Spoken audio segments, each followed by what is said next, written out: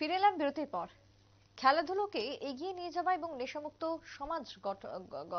সমাজ গড়ার বার্তাকে সামনে রেখেই কমলপুরে শুরু হলো বিশেষ প্রতিযোগিতা। আজ বিকেল 5টায় দুদিনের দিবারাত্রি প্রাইজ মানি ভলিবল টুর্নামেন্টের আয়োজন এবং উদ্যোক্তাদের বক্তব্য যে নেশামুক্ত ত্রিপুরা করতে হবে, নেশামুক্ত সমাজ করতে হবে, যুব সমাজকে খেলাধুলোর মধ্যে এগিয়ে নিয়ে যেতে হবে।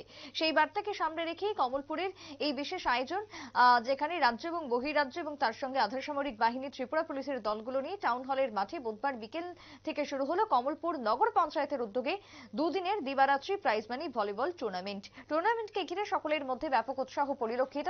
বিধায়ক মনোজ কান্তি দেব উপস্থিত ছিলেন, তিনি উদ্বোধন করেন এবং তার পাশাপাশি অন্যান্যদের উপস্থিতিও পরিলক্ষিত হয়।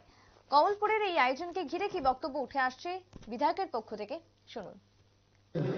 কমলপুর নগর পঞ্চায়েত একটা ভলিবল টুর্নামেন্টের আয়োজন করেছে। খেলাধুলাকে আমরা ভালোবাসি এবং বর্তমান যে প্রজন্ম, এই প্রজন্মের যুব সম্প্রদায় আজকে মাঠে যেতে চায় না।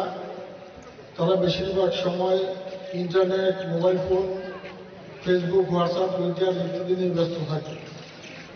এই অবস্থায় দাঁড়িয়ে কমলপুর নগর পঞ্চায়েতের এই উদ্যোগকে অত্যন্ত সাধুবাদ জানাই এবং এই আহ্বানে সারা দিয়ে বিভিন্ন টিম অংশগ্রহণ করেছে। আমরা চাই খেলোয়াড়রা মাঠে যাক, খেলুক, খেলো ত্রিপুরা, সুস্থ ত্রিপুরা। আমাদের সময় আমরা স্কুল ছুটি হওয়ার পর দরকার হলে স্কুলে এক ক্লাস ফাঁকি দিয়ে হলেও খেলার মাঠে যাওয়ার জন্য উদ্গ্রীব থাকতাম। সেটা ক্রিকেট হোক, ফুটবল হোক, ভলিবল হোক, যেটা খেলাই হোক, সেই খেলার জন্য আমরা উদ্গ্রীব হয়ে থাকতাম। কিন্তু বর্তমান প্রজন্মে সেটা ভাটা পড়েছে এবং যার ফলে ড্রাগের মতো মারাত্মক নেশার কবলে আজকে যুব সমাজ আসক্ত। এটা সম্প্রতিকালে বিধানসভার তথ্যেও আমরা দেখেছি যে এইচআইভি পজিটিভের সংখ্যা দিনকে দিন বৃদ্ধি পাচ্ছে। এটা কিন্তু ভয়ঙ্কর। এটাকে নিয়ন্ত্রণ করতে হবে এবং এটা নিয়ন্ত্রণ করার একমাত্র উপায় খেলাধুলাতে অংশগ্রহণ করা, শরীরচর্চায় অংশগ্রহণ করা, যোগব্যায়াম করা, নিজেকে ফিট রাখার জন্য মাঠে যাওয়া। এই মাঠে যাওয়ার প্রবণতা প্রত্যেকটা যুব সম্প্রদায়ের মধ্যে গড়ে তুলতে হবে। আমাদের প্রধানমন্ত্রী নরেন্দ্র মোদীজি, উনি দেখেছেন 4 ঘন্টা ঘুমান। আপনারা শুনলেন বিধায়কের বক্তব্য।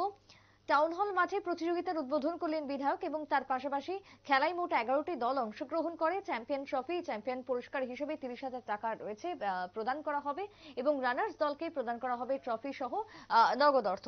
সবকিছুকে ঘিরে ব্যাপক উৎসাহ পরিলক্ষিত কমলপুরে এই ভলিবল টুর্নামেন্টকে কেন্দ্র করে।